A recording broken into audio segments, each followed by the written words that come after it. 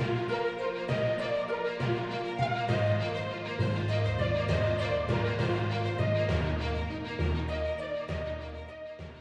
Video உங்களுடைய education பர்பஸ்க்காக மட்டும்தான். இன்வெஸ்ட்மெண்ட் அட்வைஸ் ஆகவோ ரெக்கமெண்டேஷனாவோ எடுத்துக்க வேண்டாம். உங்களுடைய ஓன் ரிசர்ச் மூலமா மட்டுமே நீங்க என்ன பண்ணணும், உங்களுடைய இன்வெஸ்ட்மெண்ட் டெசிஷன்ஸை எடுக்கணும். சரிங்களா?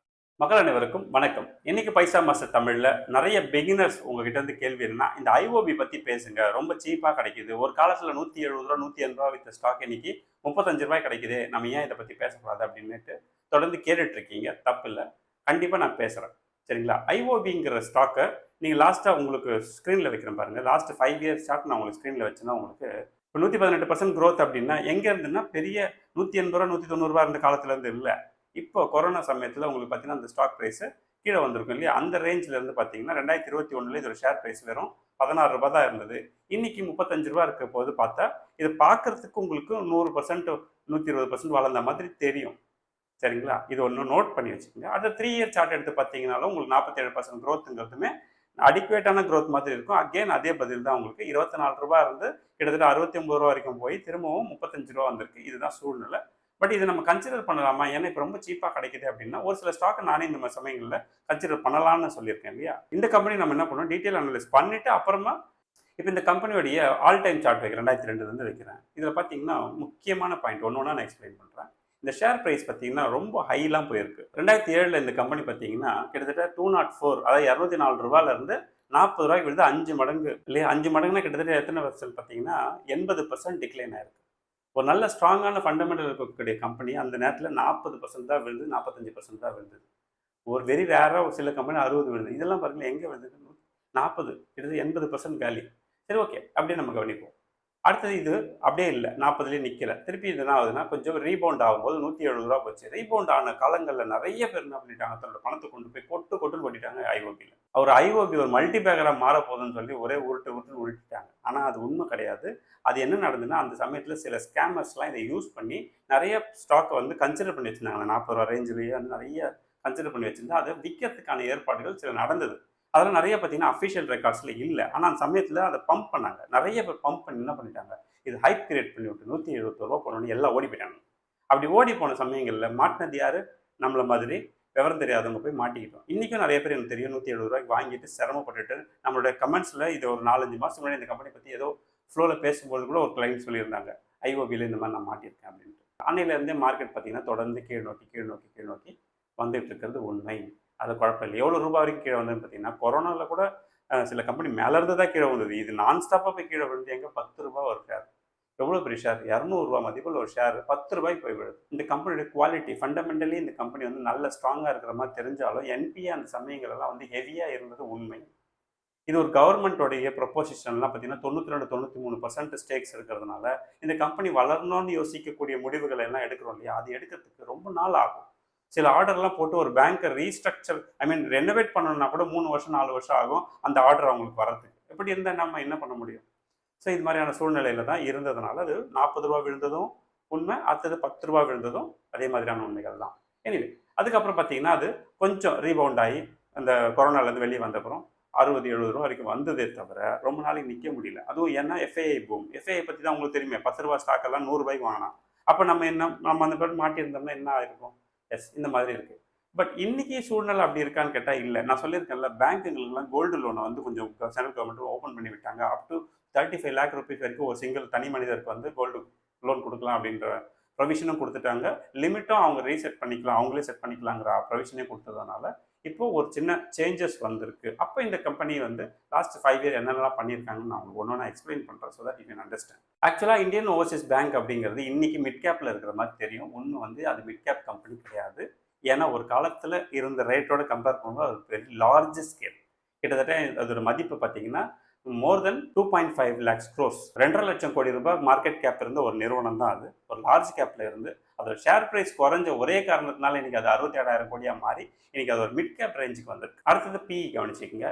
நார்மலாக இன்றைக்கி ஒரு ஸ்டேட் பேங்க்கோ ஒரு இந்தியன் பேங்க்கோ எடுத்திங்கன்னா ஒரு 10லேருந்து 10.5 தான் பிஇ இருக்கும். இத்தனைக்கும் நல்ல கன்சிஸ்டன்ட் க்ரோத்து, கன்சிஸ்டன்ட் ரெவென்யூ கொடுக்கக்கூடியவனே பார்த்தீங்கன்னா 10-10.5 தான் இருப்பான். அண்ணன் 13.6 இருக்கார். பிஇ வயசில் சொல்கிறேன் நான். ஸோ நம்ம பேங்க் தானே இதை போய் நம்ம ஏன் பிஏ பற்றி கவலை பண்ண அப்படின்லாம் கிடையாது. பேங்க்குக்கும் பி உண்டு. லோன் கொடுத்தே சம்பாதிக்கிற மாதிரினா நீங்கள் புக்கை வச்சு கணக்கு போட்டு பார்க்கலாம். அதர் தன் தட் இன்னைக்கு பேங்கிங்கில் பயங்கர டெக்னாலஜி டெவலப்மெண்ட் மாதிரி இருக்குது. அதெல்லாமே உள்ள என்கர் ஆகிருக்கிறதுனால பியும் கவனிக்கணும்னு நான் சொல்ல வரேன்.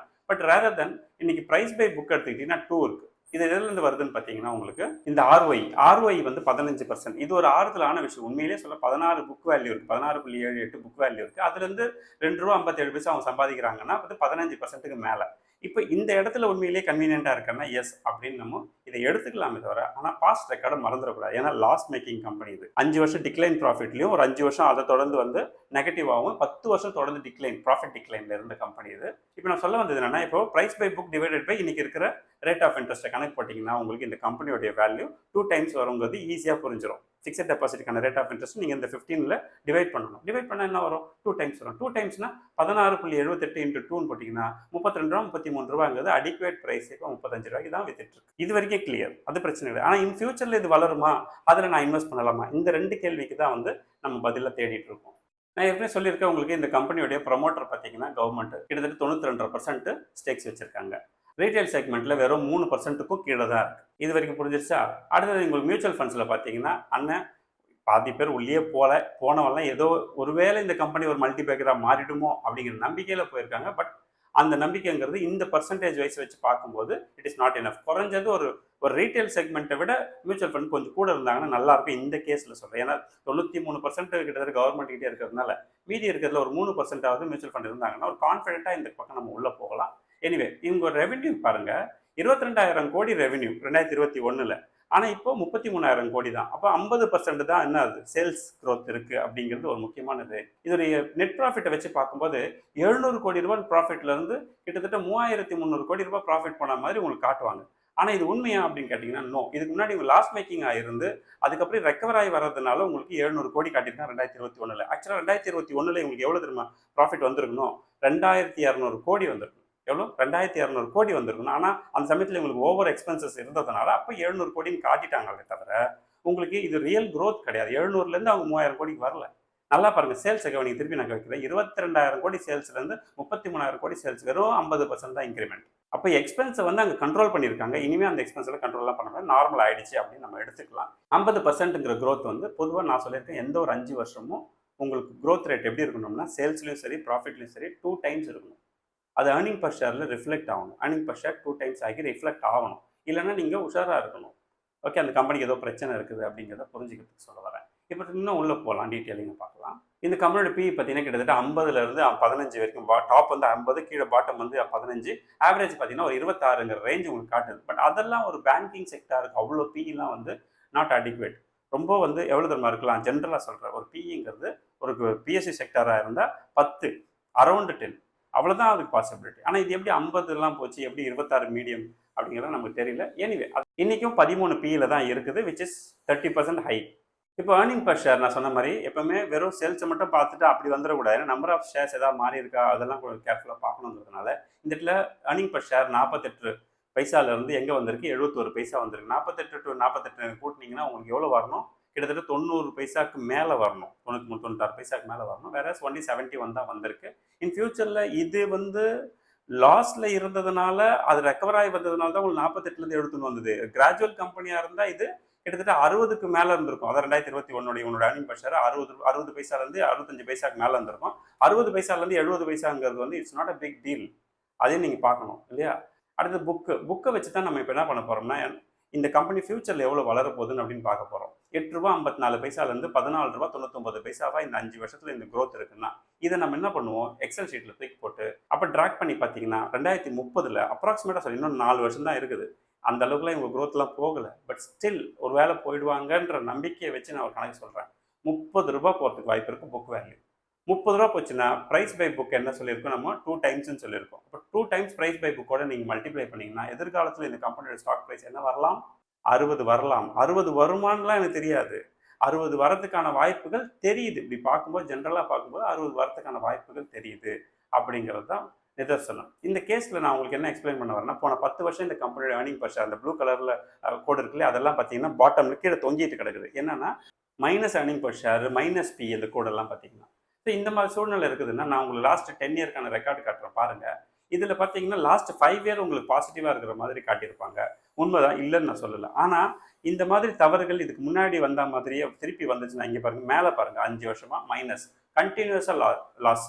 கொரோனாக்கு அப்புறம் தான் டர்ன் அரவுண்ட் ஆச்சு. இந்த கோல்டு லோன் எல்லாம் கொஞ்சம் அதிகமாக பண்ணதுக்கு அப்புறம் தான். இன்னைக்கு கரண்ட் ஷேர் பிரைஸ் பார்த்தீங்கன்னா 35 ரூபா. இந்த 35 ரூபா கொடுத்து வாங்கி இந்த ப்ரெஷர் ஃபுல்லான இந்த கம்பெனியில் 35 ரூபா நான் போட்டு அதுக்கப்புறம் அது 5 வருஷம் கழிச்சு 60 ரூபா ஆகும் அப்படின்னா இட்ஸ் குட் க்ரோத் வைஸ் பார்த்தா. ஆனால் ரிஸ்க் எப்படி இருக்கு பாருங்க. ஏதாவது ஒன்று நடந்துச்சுன்னா இதுக்கு முன்னாடி நடந்தது மீண்டும் நடக்காதுங்கிறதுக்கு என்ன கேரண்டி இல்லையா? ஸோ இந்த மாதிரி தொந்தரவுகள் இருக்கிறதுனால இதில் ஒன்றும் பெரிய மேஜிக்ஸ்லாம் நடக்க போதில்லை. இது ஒரு மல்டி பேக்கர்லாம் கிடையாது. இதுலேருந்து புரியுதா? ஸோ அப்போ மல்டி பேக்கர் கிடையாது, இது கிடையாதுன்னும் போது இது வளருமானா எஸ் வளரும். ஆனால் இந்த ரிஸ்க்கை நான் எடுப்பேன்னா நான் எடுக்க மாட்டேன். ஒரு 35 ரூபா போட்டு ஒரு 5 வருஷம் கழிச்சு, ஒரு 4 வருஷம் கழிச்சு நான் 70 ரூபா எடுக்கிறதுக்கு என்ன இவ்வளோ கஷ்டப்படணுமா, இவ்வளோ ரிஸ்க்கான கம்பெனியில் இன்வெஸ்ட் பண்ணணுமா அப்படிங்கிற கேள்விக்கு நானாக இருந்தால் என்ன பண்ணுவேன்னு சொல்கிறேன். நானாக இருந்தால் இதெல்லாம் கன்சிடரே பண்ண மாட்டேன், தூக்கி போட்டு அடுத்த வேலையை பார்ப்பேன். எனக்கு என்ன ஐஓபி வளரணும்னு எனக்கு என்ன தலையெழுத்தா? எனக்கு என்னோட இன்வெஸ்ட்மெண்ட் வளரணும். என்னோட இன்வெஸ்ட்மெண்ட் ரிஸ்க் இல்லாமல் வளரணும். அது எங்கே வளருமோ அங்கே போட்டு எடுத்துக்கிறேன்ற நான் இல்லையா? இது நாளைக்கு நல்லாவே வளரட்டும், 60 ரூபா இல்லை 100 ரூபா கூட போகட்டும், எனக்கு அதை பற்றி பிரச்சனை இல்லை. இந்த ரிஸ்க்கான விஷயத்தில் என்னோட இன்வெஸ்ட்மெண்ட் இருக்குமா, இந்த கம்பெனி என்னோட போர்ட்ஃபோலியோவில் இருக்குமானா நோ, நெவர் அப்படிங்கிறத நான் உங்களுக்கு எக்ஸ்பிளைன் பண்ண வந்தேன். ஓரளவுக்கு இதை புரிய வச்சிருப்பேன்னு நினைக்கிறேன். நம்ம அவாய்ட் பண்ணுற எல்லா கம்பெனியும் வளராமல் போயிடும்னு நான் சொல்லலை. அந்த கம்பெனியோட ரிஸ்க்கை நான் தூக்கி சுமக்க விரும்பலைங்கிறத தான் சில நேரங்களில் நான் சொல்லுவேன். அது உங்களுக்கு புரியும்னு நினைக்கிறேன். எனிவே, கம்யூனிட்டியில் நிறைய பேர் ஜாயின் பண்ணியிருக்கீங்க. லாஸ்ட் ஃப்ரைடே உங்களுக்கு தொடர்ந்து நம்ம இண்டக்ஷன் நடந்து கிட்டத்தட்ட 4 ஹவர்ஸ்க்கு மேலே இண்டக்ஷன் நடந்தது. நிறைய விஷயங்கள் உங்களுக்கு நான் ஷேர் பண்ணேன். அதே மாதிரி யாராவது இன்னும் ஜாயின் பண்ணாமல் இருக்கீங்கன்னா ப்ளீஸ் ஜாயின் பண்ணிக்கோங்க. இந்த வாரம் இண்டக்ஷன் மீட்டிங்கில் நம்ம 1 to 1 பேசுவோம். நான் நிறைய விஷயங்கள் நம்ம டிஸ்கஸ் பண்ணலாம். டிஸ்கிரிப்ஷனில் லிங்க் கொடுத்துருக்கேன். லிங்க்கில் ஒரு வீடியோ இருக்கும், பாருங்கள். ஃபார்மை ஃபில் பண்ணிங்கன்னா ஒரு வீடியோ வரும், அந்த வீடியோ பாருங்கள். பிடிச்சிருந்தா பே பண்ணி ஜாயின் பண்ணிக்கோங்க. ஓகேவா? ரொம்ப யூஸ்ஃபுல்லாக இருக்கும். நெக்ஸ்ட் 10 இயர்க்கு உங்களுக்கு என்னோட கூட ஜேர்னியை கண்டினியூ பண்ணுறதுக்கான வாய்ப்புகள் இருக்கும். நான் எப்போவுமே சொல்கிறது தான், ஃப்ரெண்ட்ஸ் அண்ட் ஃபேமிலிக்கு காசு பணம் கொடுத்து உதவி செய்யறத விட என்ன பண்ணலாம்னு இந்த மாதிரி நல்ல இன்வெஸ்ட்மெண்ட்ஸ் ஐடியாஸ் கொடுக்கலாம். அவங்க வாழ்க்கையில் பெட்டராகவும் வருவாங்க இல்லையா? எனிவே, அடுத்த ஒரு இன்ட்ரெஸ்டிங்கான வீடியோ சந்திப்போம். நன்றி, வணக்கம்.